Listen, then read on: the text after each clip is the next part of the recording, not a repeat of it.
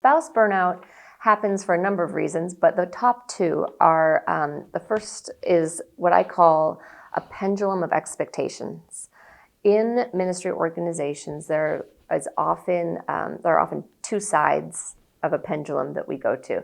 The first is something I call like a two-person career, and that's where there are so much expectation upon the spouse to actually be heavily involved in the work of ministry. A definition of two-person career, which I just stumbled upon pretty recently, is a two-person career is understood to be one that requires the support and involvement of both spouses. While only one spouse is employed, it's assumed that the other will be involved in planning, preparing, and supporting the efforts of the other. And we see that in ministry. It's not the only industry or field where that occurs, but it's like the example par excellence. It happens all the time.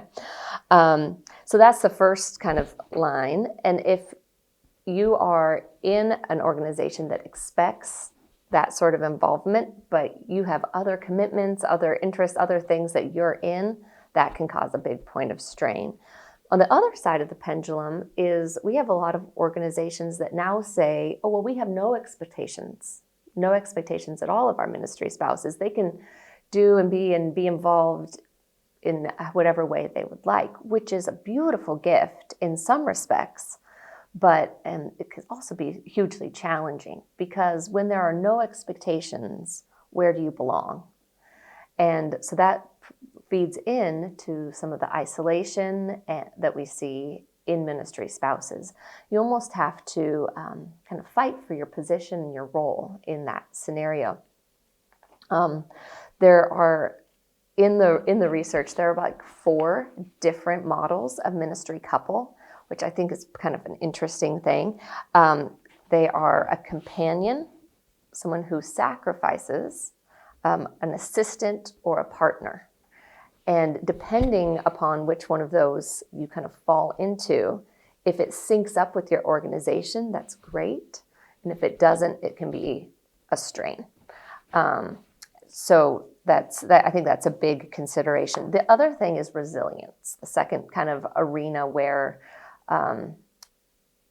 we can see why this is really happening. And so resilience is, let me find you a good definition. Resilience is the capacity to withstand and recover quickly from difficulties. And we want resilience because it's a really good thing, but striving for resilience doesn't really work. We can't like conjure up more resilience and say, okay, I'm going to get more. I'm going to do this. Really, to pursue resilience, we work toward growth in meaning.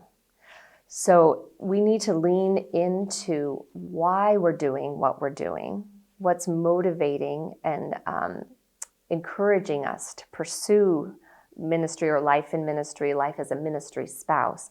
And that is what shores up the resilience. So if we're leaning into our identity in Christ and his work in our life and his just shoring up our souls, that gives meaning to the work that we're doing, and that builds resilience in our lives.